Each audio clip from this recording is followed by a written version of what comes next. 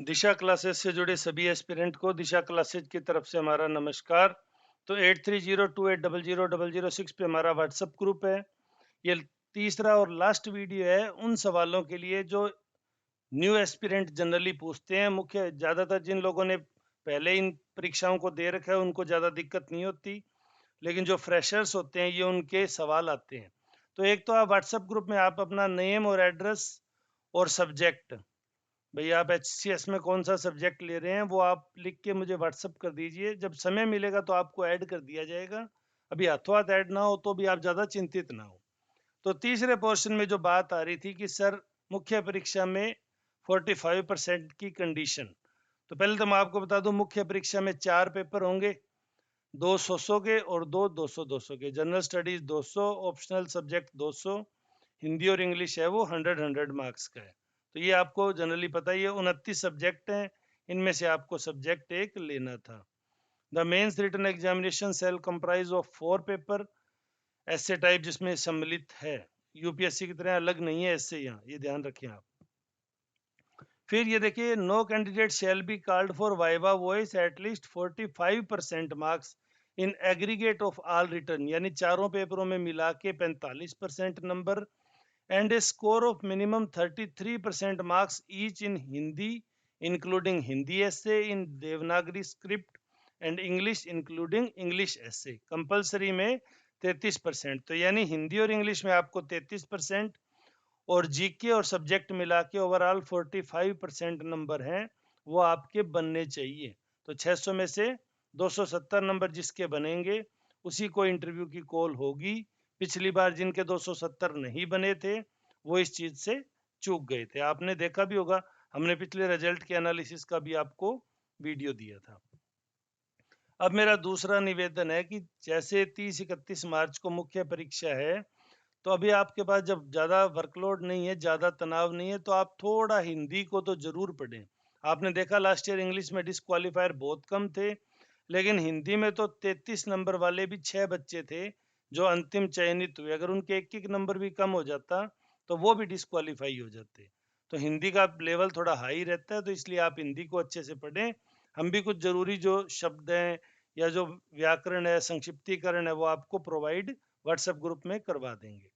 अब एक सवाल आता है, सर अगर बराबर नंबर आए, हालांकि ये तो बहुत बाद की बात होती है, पर बच्चों के मन में क्यूरियोसिटी होती है कि दो बच्चों के अगर बराबर नंबर आए तो किसको वरीयता मिलेगी। तो देखिए, एडवर्टाइजमेंट में अच्छी तरह मेंशन किया गया है, if the total marks of main written examination and personality test viva voice obtained two or more candidate are equal, the candidate securing higher marks in the compulsory paper of main examination shall be considered in higher in merit। तो यानी Hindi English में जिसके ज्यादा number आएंगे उसको high rank मिलेगी अगर बराबर नंबर की कोई स्थिति पैदा होती है। तो देखिए, हिंदी इंग्लिश ना सिर्फ आपको क्वालिफाई का तनाव दूर करेगा, बल्कि बराबर नंबर की स्थिति में रहने पर आपको एक हाई रैंक भी उपलब्ध करवा देगा।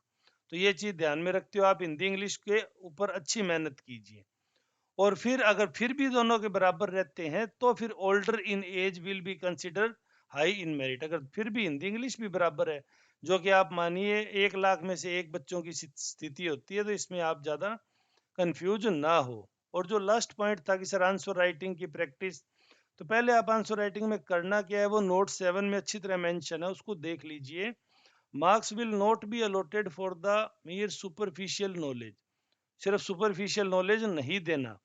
Credit will be given for orderly, effective and exact expression combined with due economy of word, यानी शब्द लिमिट का बहुत कठोरता से पालन करना है। आपका उत्तर है वो ऑर्डरली अरेंज होना चाहिए, भाषा है वो आपकी इफेक्टिव होनी चाहिए, और जो एक्सप्रेशन है वो आपका अच्छे से निकल के आए, ताकि एग्जामिनर भी उस आंसर को बेस्ट आंसर कंसिडर करे, तो ही आपका अच्छा आंसर माना जाएगा। अदरवाइज जो पिछली बार घटना हुई थी कि सर हमने सारा पेपर अटेम्प्ट किया था फिर भी क्वालिफाई नहीं हुए, तो वो इसीलिए नहीं हुए कि ऑर्डरली अरेंज नहीं था या इफेक्टिव वर्ड्स नहीं थे। तो कुछ वर्ड्स हैं, चाहे वो आप ज्योग्राफी के परस्पेक्टिव में लो, ज्यादातर उनमें पब्लिक एडमिनिस्ट्रेशन के हैं जो कि वन वर्ड सब्सटीट्यूशन की तरह काम करते हैं और आपके आंसर को इफेक्टिव बनाते हैं। तो उन शब्दों पे आंसर राइटिंग में आप बार बार उनको यूज करें, बार बार उनको दोहराएं, ताकि आपको एक अच्छी आंसर राइटिंग मिल सके।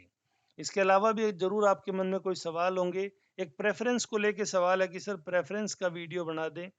तो देखिए प्रेफरेंस को ना बच्चे वर्कलोड की बजाय कमाई की पोस्ट के हिसाब से ज्यादा पूछते हैं कि सर किस पोस्ट में कितनी कमाई है। तो प्रेफरेंस अगर आप कमाई के हिसाब से देख रहे हो तो लगभग इन्होंने ऑर्डरली जो अरेंज किया वो कमाई के हिसाब से ही है मोटा मोटा।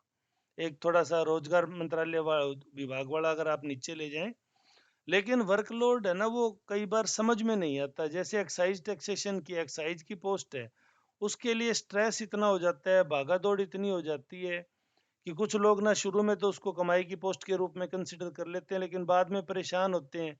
तब तक अटेम्प्ट पूरे हो जाते हैं, आगे परीक्षा नहीं दे पाते। आप सभी का किसी पर्टिकुलर को लेके अगर आपके मन में कोई डाउट है, अगर आपका सवाल ये है कि सर कमाई किस में ज्यादा है, तो मेरे पास कोई उत्तर नहीं है।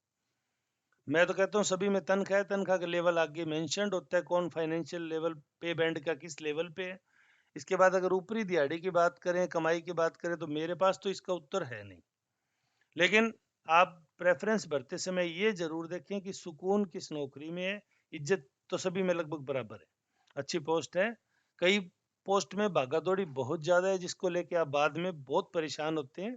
तो थोड़ा उसको ध्यान में रखते हुए सिर्फ कमाई पे ना फोकस करें, जिंदगी भी जीनी है आपको। तो इन दोनों चीजों को आप ध्यान रखें।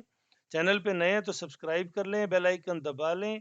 कोई आपके सवाल है तो व्हाट्सएप ग्रुप में इस नंबर पे मुझसे पूछ सकते हैं। अभी मैं बात तो शायद नहीं कर पाऊंगा थोड़े दिन, अभी हम शुरुआत करते हैं क्योंकि हमारे पास सिर्फ 75 डेज बचे हैं। तो मैं नेक्स्ट वीडियो में आपके लिए कुछ मटेरियल लेके आऊंगा, वो आपको प्रोवाइड करवाऊंगा। तो वीडियो में अंत तक जुड़े रहने के लिए धन्यवाद। आपका दिन शुभ हो।